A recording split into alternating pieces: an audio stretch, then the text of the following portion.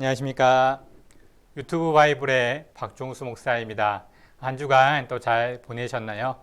유튜브 바이블 벌써 오늘 7번째 시간인데요. 오늘 우리가 배울 내용 이 7번째 시간과 8번째 시간은 사실 내용이 조금 많습니다. 그래서 거기에 있는 내용들을 다 하나하나 내용들을 설명해 드리기는 좀 어려울 것 같고요.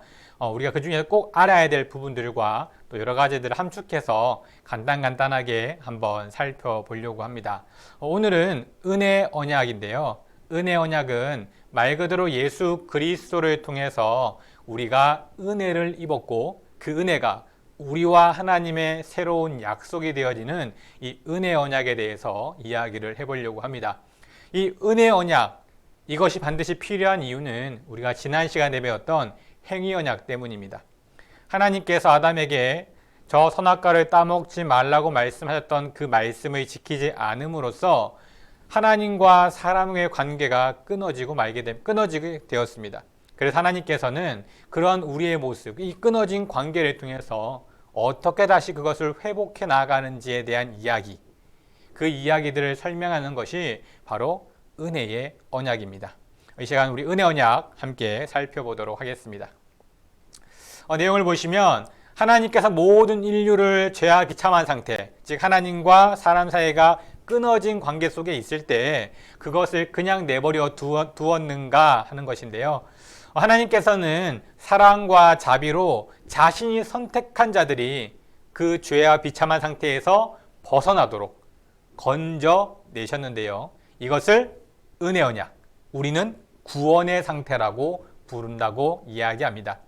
하나님께서는 우리가 죄를 지었지만 하나님이 보시기에 좋았던 사람의 모습, 그 사람을 너무도 사랑하셨기 때문에 그냥 내버려 두지를 못하셨습니다. 그래서 그들에게 여러 가지 기회를 통해서 다시 한번 하나님과의 관계를 이어갈 수 있도록 하셨습니다. 그것을 은혜 언약이라고 하고요. 첫 번째 행위 언약을 넘어선 이제 두 번째 언약이 되는 것입니다. 은혜 언약은 누구와 맺어진 것인가요? 은혜 언약은 그리스도 안에서 그 후손으로 택함 받은 모든 사람들입니다. 하나님께서는 모든 사람들을 택하셨습니다. 하지만 그 하나님의 음성을 듣고 하나님께로 돌아오는 자들과 돌아오지 않고 자신의 삶을 사는 자들이 나누어지는 것입니다. 분명히 수많은 사람들이 하나님에 대한 복음의 소리를 듣습니다. 지금도 많은 사람들이 복음을 전하고 있습니다. 하지만 그 이야기를 듣는다고 해서 모두가 하나님께 나아오는 것은 아닙니다.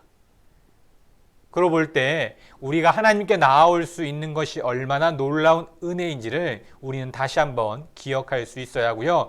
그렇다고 해서 누구는 택하고 택하지 않으신 것이 아니라 모든 사람들을 택하셨고 그 중에서 그 선택은 자유의지를 가진 나 자신임을 기억해야 한다는 것입니다. 32문은요. 하나님의 은혜가 두 번째 언약에서 어떻게 나타납니까? 라고 이야기하고 있습니다.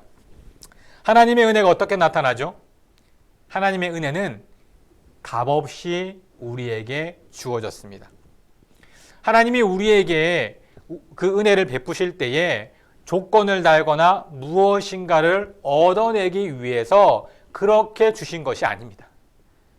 하나님이 만드신 그 사람을 너무도 사랑하셨기에 그 사람이 어떤 모습이든 또한 무엇을 받기 위해 그를 용서해 주신 것이 아니라 값없이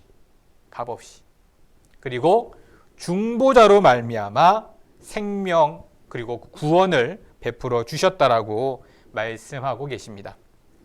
우리가 이렇게 두 번째 언약의 은혜를 입었는데 이 언약의 은혜 유일하고 동일한 방식인가? 사실 그렇진 않습니다. 왜 그러냐면 구약 시대와 신약 시대에 다른 모습으로 나타나게 되는데요. 그러면 구약 시대는 은혜 언약이 어떻게 시행되었는가?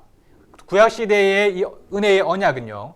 약속, 그리고 예언, 제사, 할례, 유월절, 그리고 다른 많은 예표들, 많은 의식들로 인해서 시행되게 됩니다. 하나님은 이스라엘 백성들을 택하셨고요. 그들에게 약속하셨습니다. 아담이 비록 범죄하였지만 그 아담에게도 약속하셨어요. 자손이 번창할 것이고 땅을 기업으로 주실 것이다. 이 약속은 노아를 거쳐 아브라함을 거쳐 이스라엘 사람들에게 계속적으로 약속의 언약의 징표로 나타납니다. 뿐만 아니라 많은 선지자를 통해서 그들에게 예언하십니다. 멸망할 것이다. 돌아오라.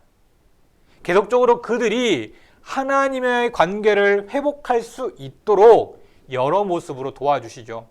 할례도 마찬가지고요. 그 다음에 제사, 그것 또한 마찬가지입니다. 그러한 모든 것들을 통해서 하나님과의 끊어진 관계를 회복할 수 있는 기회를 주신 것입니다.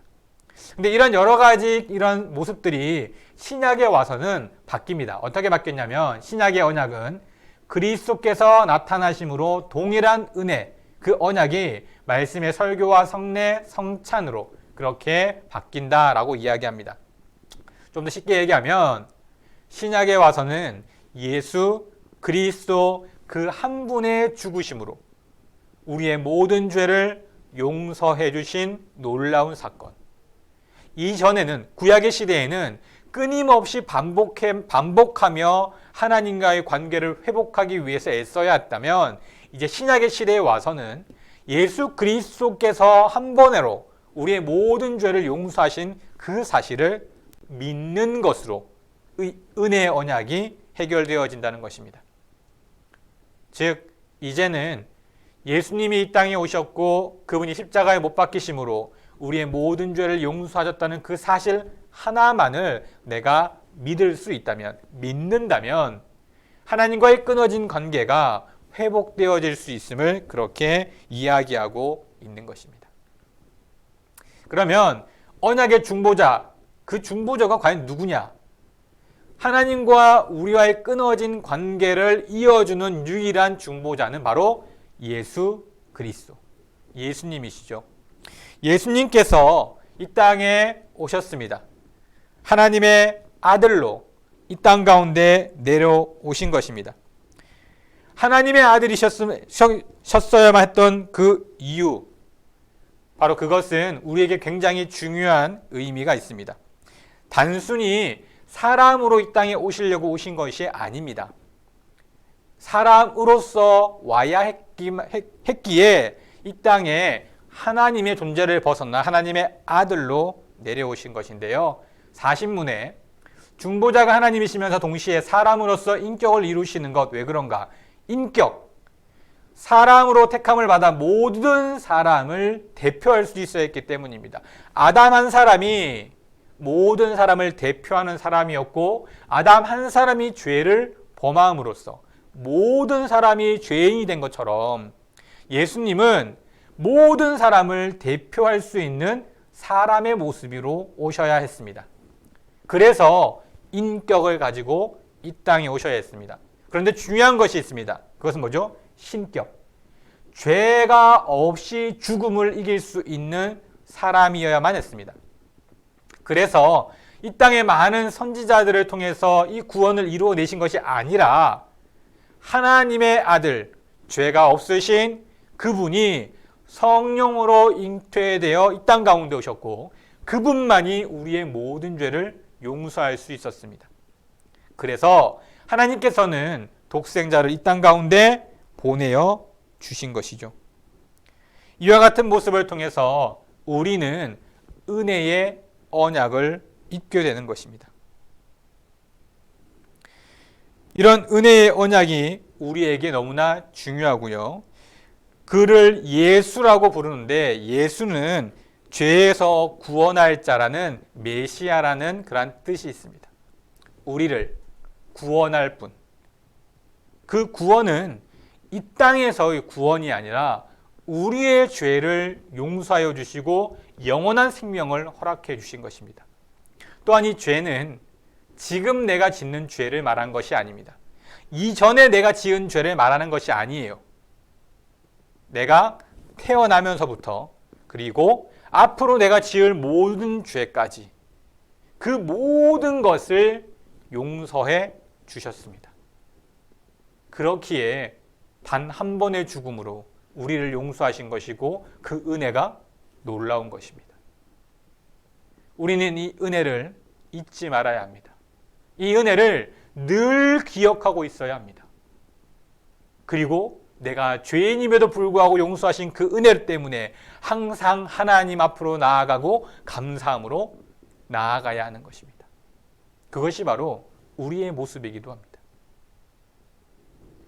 단순히 우리를 죄에서 구원하신 것이 아니라 중보자 그 그리스도가 어떤 역할을 하셨느냐. 42분에 보시면 왜 우리의 중보자를 그리스도라 부르는가. 그는 낮아지심과 높아지심 두 상태에서 자신의 교회를 위해 선지자, 제사장, 왕의 직분을 사용하셨기 때문입니다. 이러한 일들을 행하셔서 우리를 하나님과 올바른 관계로 만들어 가신 것이죠. 그럼 어떤 그러한 역할들, 어떠한 일들이 있었느냐? 첫 번째 보시면 그리스도는 선지자의 직분을 어떻게 수행했을까요? 구원에 관한 모든 일이 있어서 하나님의 온전한 뜻을 그의 영과 말씀에 의한 여러 가지 방식으로 모든 세대의 교회에 나타내셨다라고 이야기합니다. 하나님의 온전한 뜻을 사람들에게 알리고 보이셨습니다. 선지자, 그는 하나님의 말씀을 전하는 사람이었어요. 예수님도 하나님의 말씀을 전하셨고 그 뜻을 그대로 행하며 이루신 분이었습니다. 자신이 죽어야 한다는 사실을 알면서도 그것을 말씀하셨고 행동으로 옮기셨습니다. 구원에 관한 모든 일을 온전한 뜻을 이루어갈 수 있도록 말씀하신 것이죠. 그리고 제사장, 그리스도는 제사장의 직분을 어떻게 수행했습니까? 백성의 죄를 위한 제물이 되시려고 자기를 흠없는 희생제물로 드리셨습니다. 그는 제사장의 직분을 단순히 그냥 무언가의 역할을 하신 것이 아니라 자신의 목숨을 내어드리고 자신을 희생하여서 우리를 용서하시고 구원하시는 놀라운 일을 행하신 것입니다. 이와 같은 제사장의 직분의 역할도 감당하셨습니다. 또한 그리스도는 왕의 직분을 수행했는데요. 어떻게 하였나? 율법과 건증을 주시고 그들을 통치하셨습니다. 예수님께서는 그 살아생전의 여러 많은 일들을 통해서 하나님의 뜻을 분명하게 말씀하셨고 또 그 뜻을 지키지 못하는 이들에게 독사의 자식이라 말할 만큼 그들에 대한 여러 많은 이야기들을 말씀하셨습니다. 여러 많은 것들을 통치해 가시는 모습을 보여주셨어요.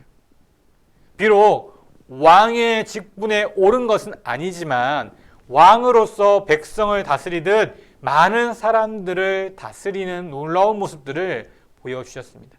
수많은 사람들이 예수님을 따랐고 수많은 사람들이 예수님 앞으로 나아왔습니다. 그런 놀라운 통치의 모습을 보여주신 것입니다. 예수님은 이처럼 이 땅 가운데 오셔서 우리를 위해서 자신의 모든 것을 희생하셨습니다.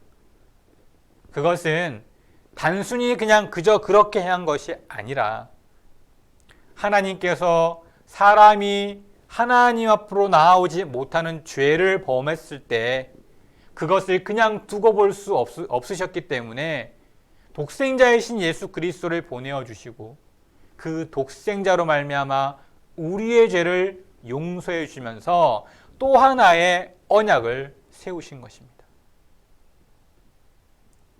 이제 우리는 우리의 모든 죄를 용서받았습니다. 영원한 생명을 가지게 되었습니다. 이 놀라운 은혜, 이제는 우리가 하나님 곁으로 나아가야 하지 않을까요? 놀라운 은혜를 입었음에도 불구하고 그 은혜를 잊어버린 채 내 생각, 나를 위한 삶을 살아간다면 우리는 어리석은 죄를 범한 이스라엘 사람들처럼 어리석은 모습으로 살아가는 하나님의 자녀가 될 수밖에 없을 것입니다. 우리의 삶이 하나님의 은혜를 기억하고 그 은혜 가운데 살아가는 삶임을 기억한다면 더 큰 은혜가 될 줄 믿습니다. 오늘의 키워드인데요. 오늘의 키워드는 우리의 참된 중보자가 누구십니까? 우리를 위해 이 땅 가운데 오셔서 십자가에 못 박히신 분, 하나님의 독생자로 인간의 몸을 가지고 이 땅에 오신 분, 그분이 바로 우리의 참된 중보자시죠. 그분의 이름을 적어주시면 되겠습니다. 하나님께서 우리에게 주신 놀라운 은혜 한 주간 기억하시면서 내 삶에서 부어주시는 그 은혜 이전에 이미 나에게 주신 놀라운 은혜, 예수 그리스도를 통한 그 독생자를 이 땅에 보내주신 그 사랑의 은혜를 기억하는, 그리고 그 기억으로 하루하루를 기쁨으로 살아가시는 우리 모든 성도님들이 되셨으면 좋겠습니다. 한 주간 더 승리하시고 또 다음 주에 뵙도록 하겠습니다. 수고하셨습니다.